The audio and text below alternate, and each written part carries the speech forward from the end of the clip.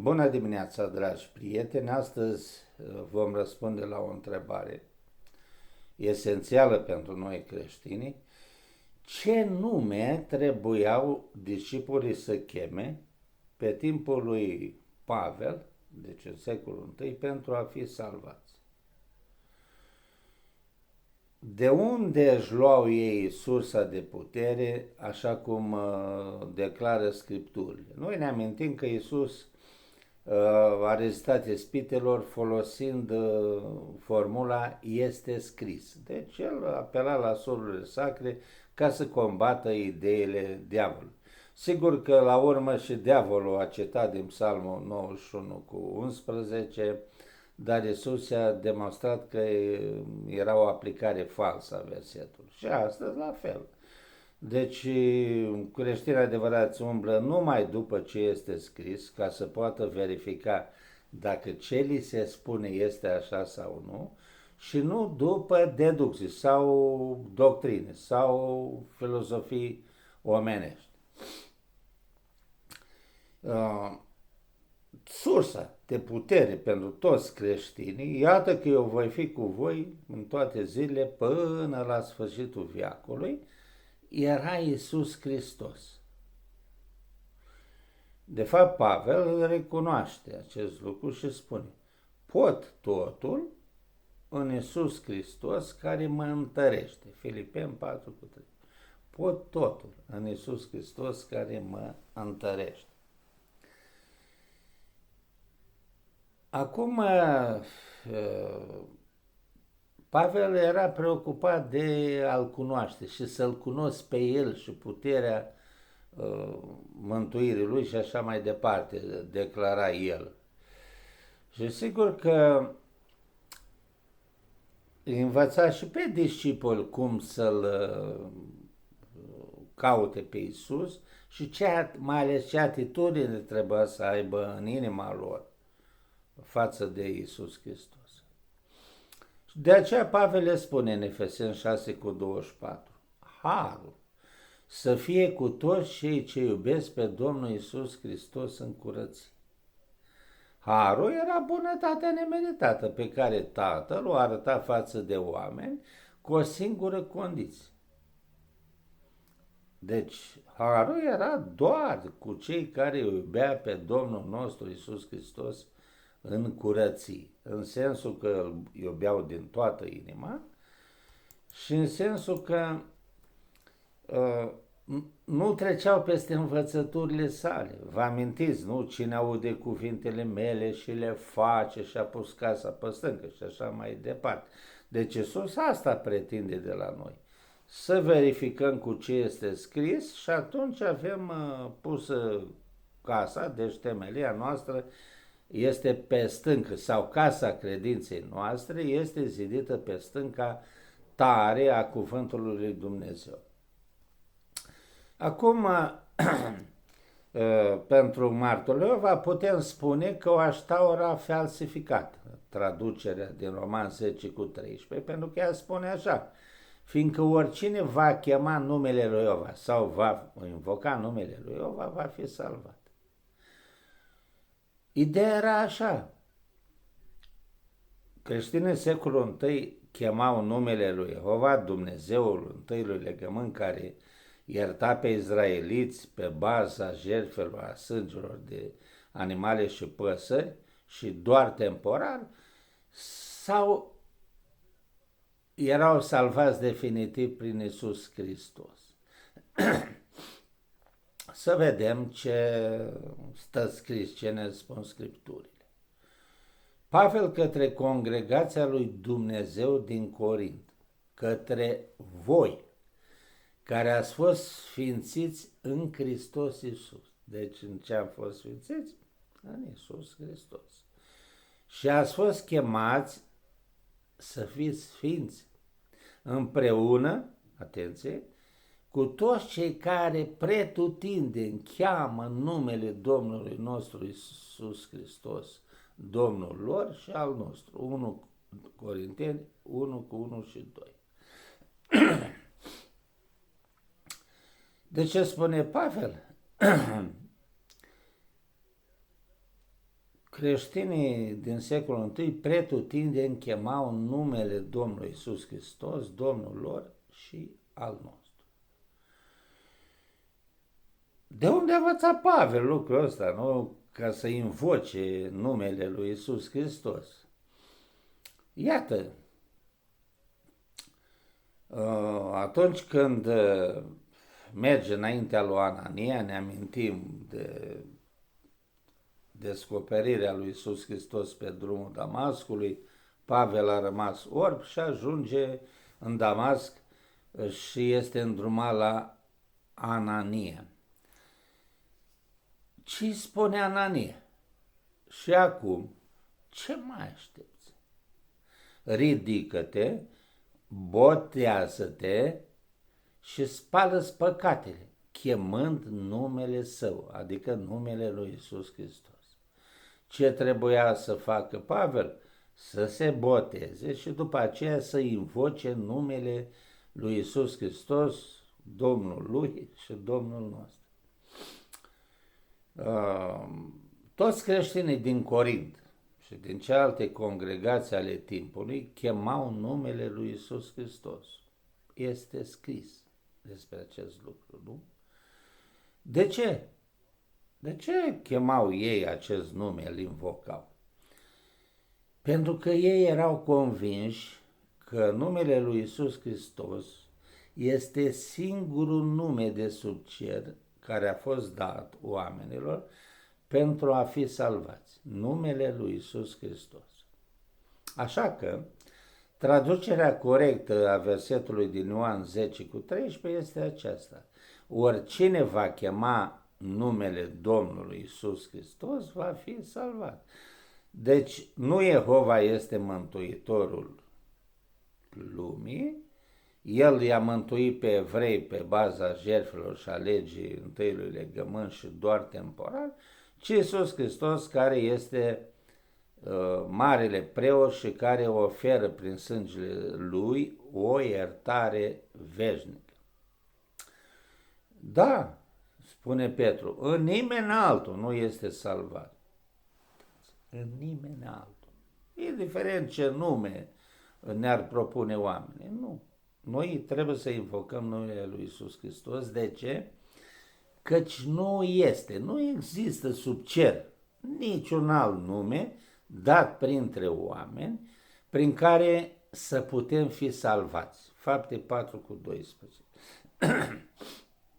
Atunci când cineva ne cere socoteală despre credința care este în noi, putem să spunem, noi credem în Iisus Hristos, Fiul lui Dumnezeu, pentru că Iisus îi spune lui Nicodim în Ioan 3:16, pentru că oricine crede, Dumnezeu l-a dat pe singurul Său Fiu, pentru ca oricine crede în El să nu piardă, ci să aibă viața veșnică. Nu să creadă în Dumnezeu. Dumnezeu cred mulți oameni, ci în Iisus Hristos, care este Mântuitorul lumii. Și putem folosi dovada din Fapte 4:12.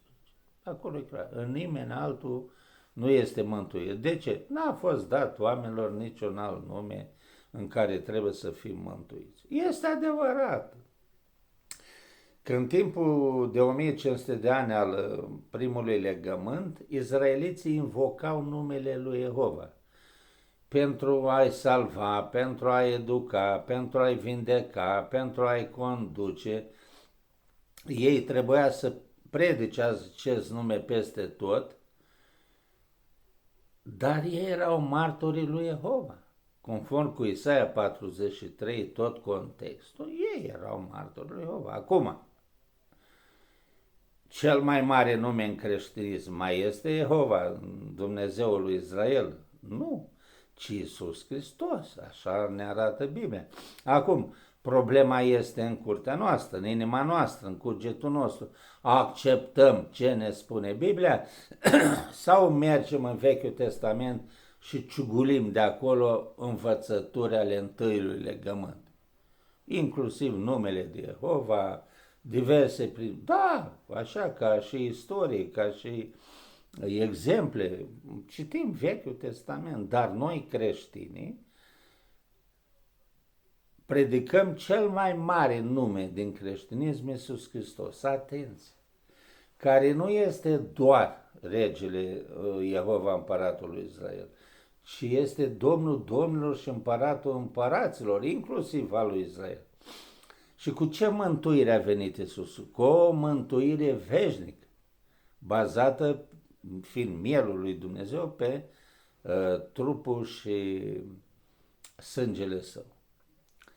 Sigur că noi spunem, oricine va chema numele lui Iisus Hristos va fi salvat sau mântuit. Ioan 10:13. Biblia este clară, este categorică, este scris clar cu privire la numele în care trebuie să fim salvați. Deci nimeni nu ne mai poate manipula și păcăli. Ioan spune în felul următor, și mărturisirea este aceasta.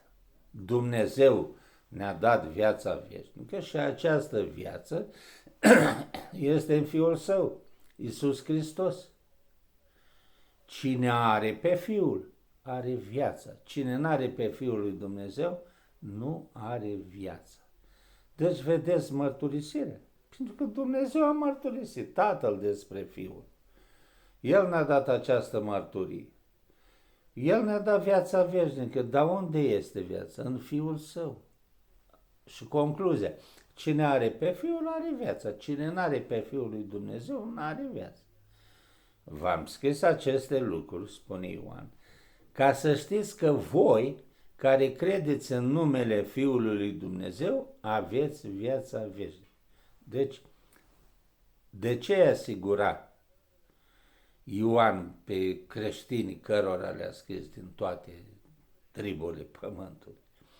V-am scris aceste lucruri ca să știți că voi care credeți în numele Fiului Dumnezeu, aveți viața veșnică. Deci fiți siguri de asta.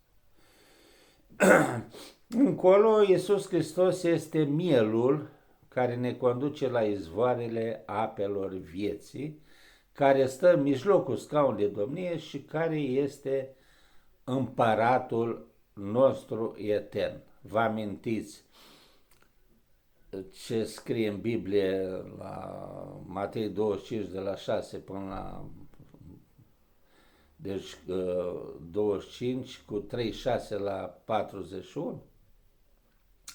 Iisus spune așa, că va despărți pe oameni în oi și capre și ce va face? Zice împăratul, adică el, le va spune oilor, veniți binecuvântații Tatălui meu și moșteniți împărăția care v-a fost pregătită. Nu?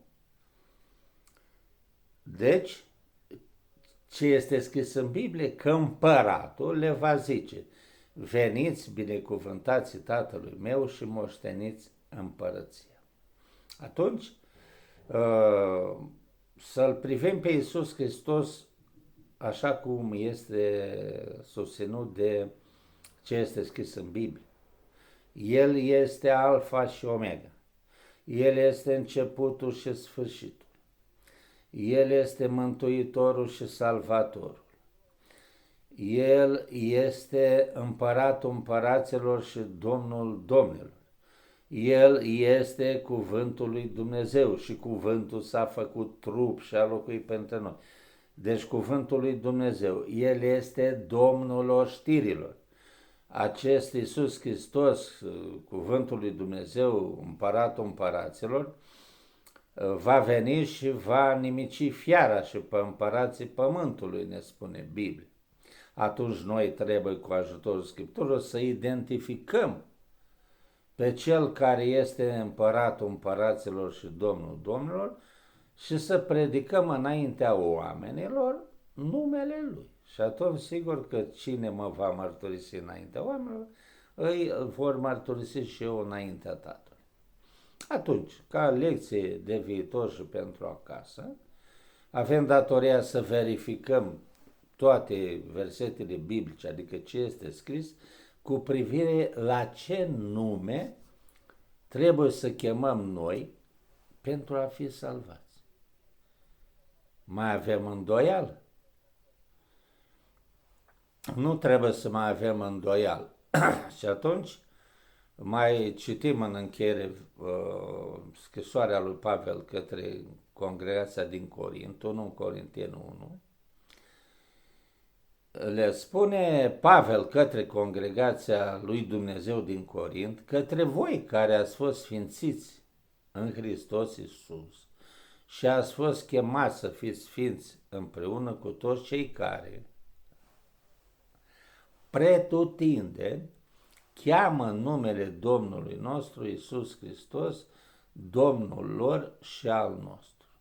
Și Anania îi spune lui Pavel, ce mai stai, ce mai aștepți, ridică-te, botează-te, spală-ți păcatele, chemă în numele Său. Deci, iată, păcatele erau, iertarea păcatelor era în legătură cu numele lui Dumnezeu.